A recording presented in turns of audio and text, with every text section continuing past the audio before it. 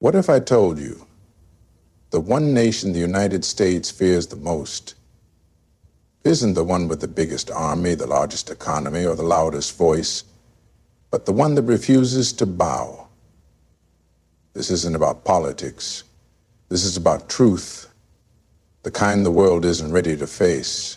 Behind every sanction, behind every threat, behind every headline lies a fear that runs deeper than oil, deeper than war, a fear of something that cannot be controlled. Iran didn't just survive decades of isolation. It redefined resistance. It didn't just fight back. It lit a fire that's spreading across the Muslim world.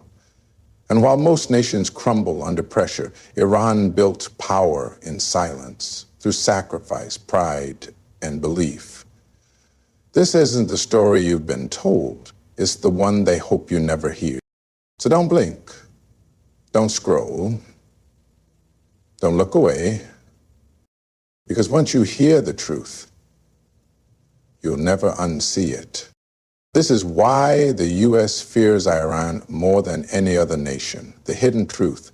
And by the end of this video, the whole world might just understand why. Iran's unshakable ideology is what truly sets it apart on the world stage. This is not just a nation with a flag and a government. It is a nation with a mission, a deeply rooted belief system forged through revolution, faith, and resistance. When the Islamic Revolution erupted in 1979, it didn't just overthrow a monarchy. It sent a shockwave through the entire Western order. For the first time in modern history, a country stood up and said no, not just to imperialism, not just to Western domination, but to the entire system of secular materialism that was being imposed on the world. Iran didn't just want independence in politics or economics, it wanted ideological independence. And that's what scared the U.S. the most. Because you can negotiate with a politician, you can manipulate an economy, you can even overthrow a government, but you can't easily destroy an idea, especially when that idea is rooted in sacrifice and martyrdom, in a spiritual belief that dying for a cause is more honorable than living in submission. The ideology of Iran is built on resistance, not just against occupation or injustice, but against moral decay, cultural infiltration, and the erasure of identity. It rejects the modern colonial mindset, not just in military terms, but in spiritual terms. That's why every missile test, every speech, every flag waved in resistance carries more weight than just politics. It carries meaning. The United States operates through influence. It conquers without always firing a bullet, through Hollywood, through consumerism, through debt, through cultural narratives that erode tradition. But Iran is one of the few countries that built an entire system designed to resist that. It has its own media, its own scholars, its own heroes. And they're not chasing after Western approval. Iran's leaders don't want to be invited to the global dinner table. They want to build their own. That level of self-respect, that refusal to bow, makes the U.S. nervous. Because if one nation can do it, others might follow.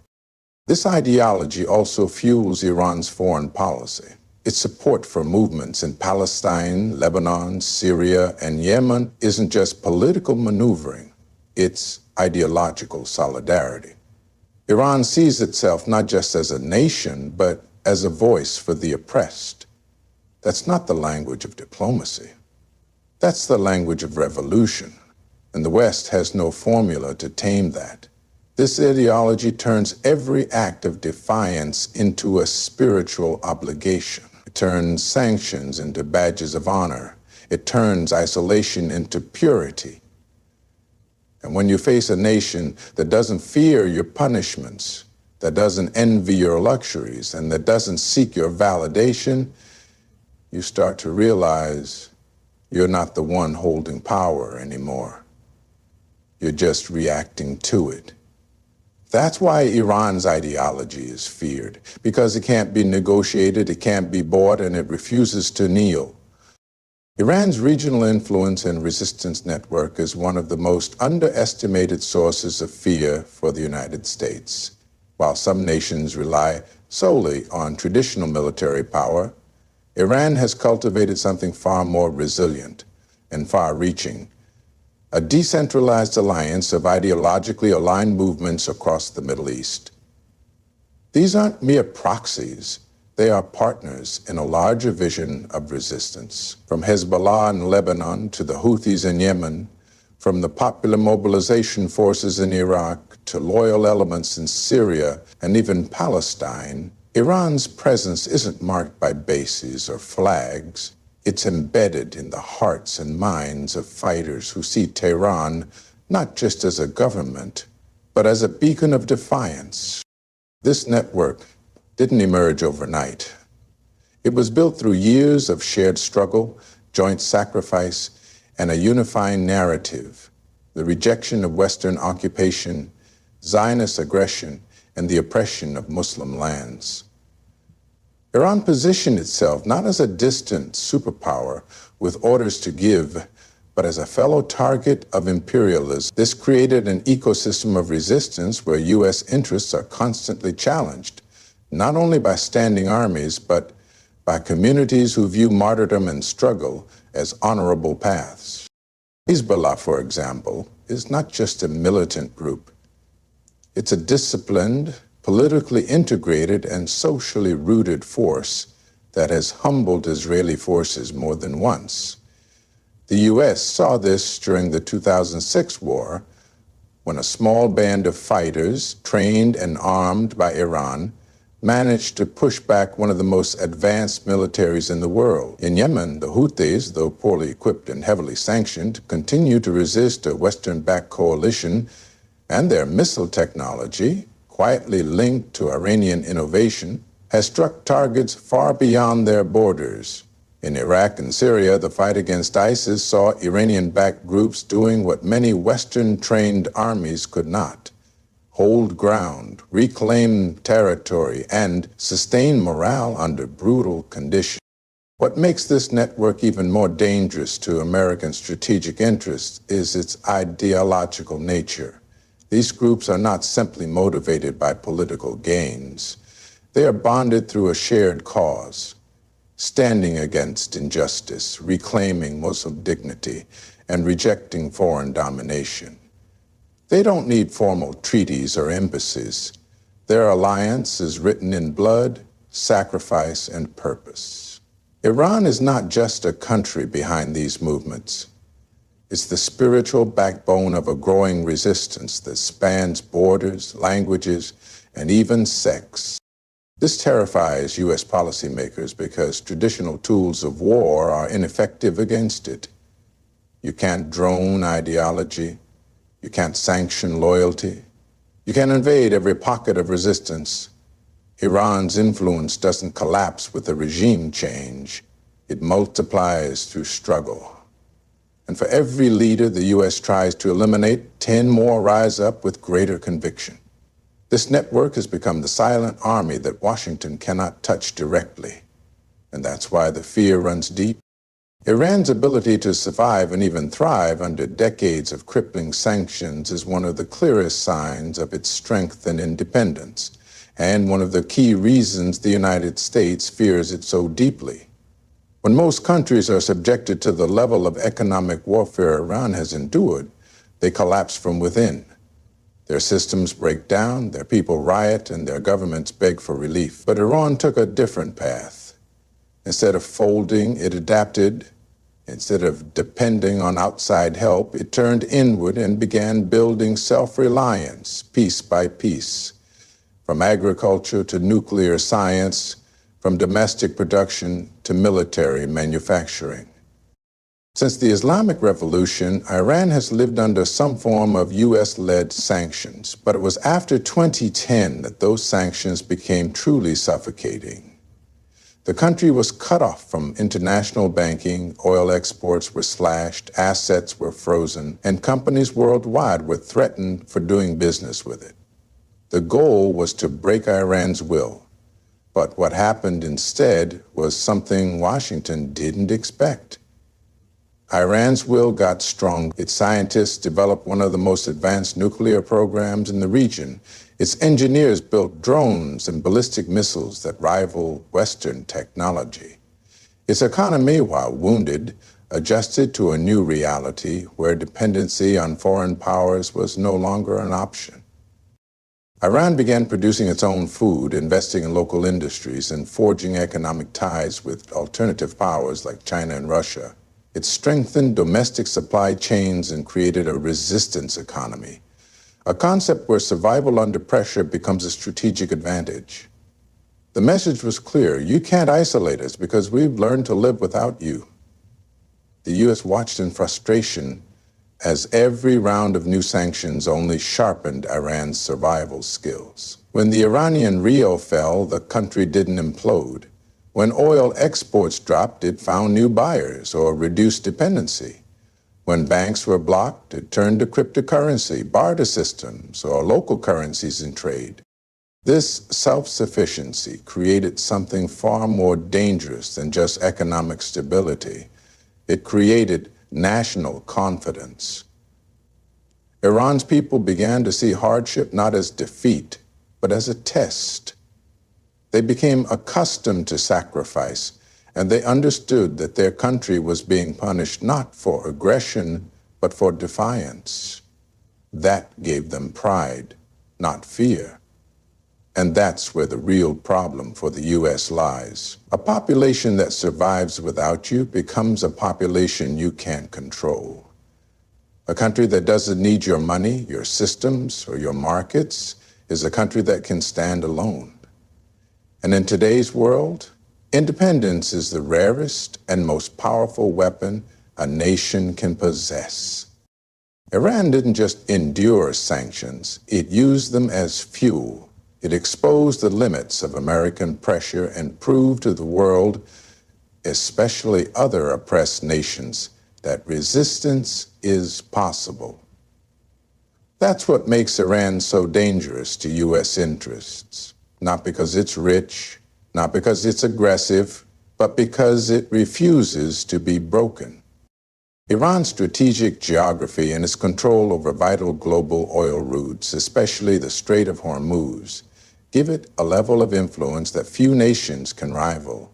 And it's a major reason the United States fears direct confrontation with the Islamic Republic. The Strait of Hormuz is one of the most important choke points in the world. Roughly 1/3 of the world's seaborne oil passes through this narrow waterway, linking the oil-rich Gulf states to global markets. If Iran were to block or disrupt this strait, the global economy would feel it instantly. Oil prices would skyrocket, shipping routes would be thrown into chaos, and markets would tumble. This isn't theory, it's reality. And both Washington and Wall Street know it. Iran has made it clear on several occasions that if it is provoked or cornered, it holds the ability to respond in a way that hurts not just its enemies, but the global system itself. That kind of leverage is not easy to obtain, and it's even harder to neutralize. The U.S. has poured billions into military bases around the region, stationed fleets in nearby waters, and trained allied forces in Saudi Arabia and the UAE. Yet none of that changes the geographic fact. Iran is right there, sitting next to the choke point of global energy. No amount of military presence can remove that reality. In fact, the more the U.S. crowds the Gulf with ships and troops, the more volatile the region becomes, and Iran knows how to turn that tension to its advantage. This isn't just about oil, it's about unpredictability. Iran has shown that it doesn't need to block the Strait of Hormuz outright to make the world nervous. A single drone strike on a Saudi oil facility, a mysterious explosion near a tanker, or a missile launch in the wrong direction, all of these can send shockwaves through the energy markets. This constant uncertainty is a weapon in itself. The U.S. prides itself on global stability, But Iran has proven it can shake that stability anytime it chooses without firing a shot in open war. That asymmetric power is terrifying to a country that thrives on control. Iran's geography also places it at the heart of the Middle East, bordering Iraq, Afghanistan, Pakistan, and the Persian Gulf, with access to Central Asia and the Caspian Sea. That means it's not only in a strong position economically, but also strategically. It can influence multiple regions at once, from South Asia to the Caucasus to the Gulf. And while the U.S. tries to pivot toward Asia or tighten its grip on Europe, it knows it can't ignore Iran without risking major consequences. Every pipeline, every trade route, every military base in the region operates with one eye on Tehran. This is what makes Iran such a critical player and a nightmare for those who want to dominate the region. Its location is not a weakness, it's a fortress. Iran's cultural and revolutionary pride is a force that cannot be measured by weapons or wealth, but it's one of the most powerful reasons why the United States fears Iran more than any other nation. Unlike many countries that have been reshaped by colonialism or softened by materialism, Iran holds on to a deep sense of history, identity, and purpose. Its culture is not just about traditions or art, it's about legacy. The Persian civilization stretches back thousands of years, and that pride has been woven into the soul of modern Iran. When the Islamic Revolution took place in 1979, it didn't erase Iran's past. It merged it with something even more powerful: the spiritual conviction of Islam and the revolutionary spirit of resistance. This is not a population that forgets its heroes. Names like Imam Khomeini, Qasem Soleimani, and countless martyrs are remembered with passion. They're not treated as politicians or generals, but as symbols of dignity and sacrifice. In Iran, martyrdom is not seen as a tragedy. It's seen as the highest form of honor. And that worldview is something the West cannot understand or manipulate. You can't intimidate people who believe that dying in the path of justice is a victory. You can't bribe a nation whose spirit is rooted in divine purpose rather than personal gain. This revolutionary pride is passed down through generations. Iranian youth are not aimless. They're raised on stories of resistance, of struggle, of standing tall in the face of superpowers. That kind of education creates citizens who are not easily swayed by propaganda or tempted by material distractions. It creates a people who see themselves as guardians of a mission, not just for Iran, but for the oppressed everywhere. They believe they have a responsibility to speak for Palestine, to stand against arrogance, and to defend their faith with both word and action. And this conviction scares the U.S. more than any weapon ever could. Because when a nation is united not by fear or greed, but by belief, it becomes almost impossible to conquer. The West is used to dealing with regimes that crumble under pressure, leaders who sell out their own people for security or status, societies that forget their identity in pursuit of comfort. But Iran doesn't play by that rule book. It teaches its children to question the West, to challenge narratives, and to hold on to their values no matter the cost. That is a direct threat to the system of control that the U.S. relies on. Iran's pride is not arrogant, it's grounded. It comes from centuries of resilience, from battles won and lost, from the poetry of Hafez to the sermons of revolutionaries. It is a culture that has tasted oppression but never accepted defeat. And it is this deep, unshakable confidence in who they are and what they stand for that makes Iran a nation the U.S. cannot intimidate, cannot reshape, cannot ignore. The greatest hidden fear the United States has regarding Iran is the potential for it to ignite a broader Islamic awakening, one that transcends borders, sects, and political divisions. Iran represents more than just a nation state.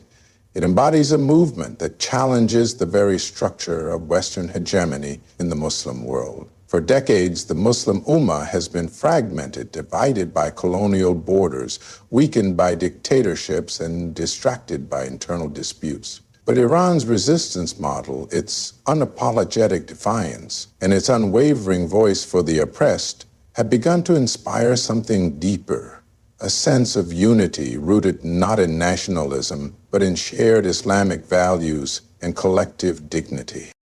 Iran has consistently supported movements in Palestine, Lebanon, Iraq, Syria, and Yemen, not just as political allies, but as brothers in faith and resistance. These connections go beyond Shia identity and into something larger, a unified front against oppression, corruption, and Western domination.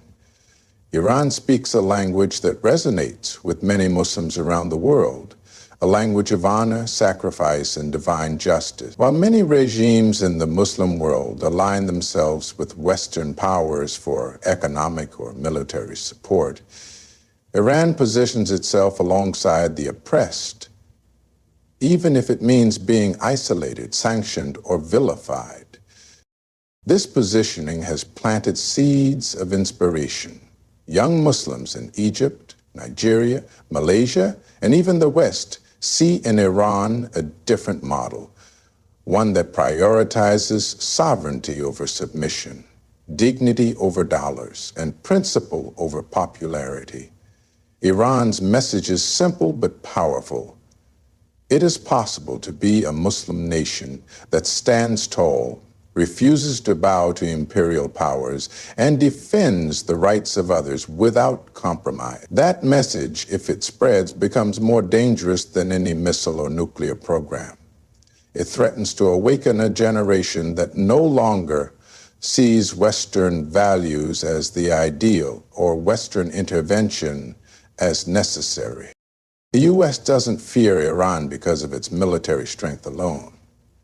It fears the idea of Iran becoming a spiritual and ideological center for Muslims worldwide, especially in a time when so many feel disillusioned by corrupt rulers and lost identity.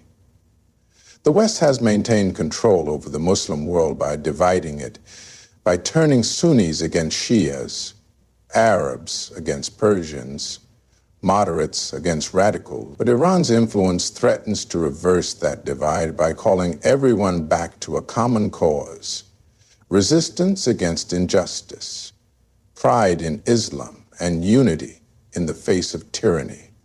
If Muslims across sects begin to look past their differences and see a shared struggle, if they begin to prioritize liberation over division, the entire power structure the U.S. relies on begins to crumble.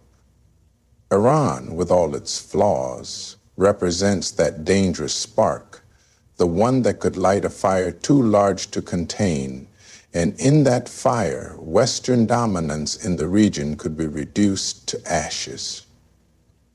That's the fear they never say out loud. Not a war with Iran, but a world inspired by it. So when you strip away the headlines, the politics, and the propaganda, what you find is this: the United States doesn't fear Iran because of its weapons or its economy or even its alliances. It fears Iran because Iran represents something it cannot control: an unshakable belief, a proud identity, a people rooted in sacrifice, and a defiance that doesn't bend under pressure. It fears a nation that has learned how to survive in the dark, build in the shadows, and rise in the face of every attempt to break it. It fears a revolution that still breathes, a resistance that still echoes, and a spirit that still burns in the hearts of millions far beyond Iran's borders. This fear is not about what Iran has done, it's about what it could awaken: a global resistance, a spiritual revival, a united front built not on politics, but on principle. And that's a power no drone, no dollar, no diplomat can silence. The truth is, Iran is not just standing, it's standing tall, and the world is watching. Thank you for walking with me through this truth, the one hidden behind noise, headlines, and half-truths. If you made it this far, then you're someone who seeks more than just answers. You seek understanding. Keep questioning, keep digging, and keep standing for what matters, because truth, once found, demands courage. Good luck on your journey. And may your heart always be guided by purpose, not pressure. Stay strong, stay aware, and thank you for listening.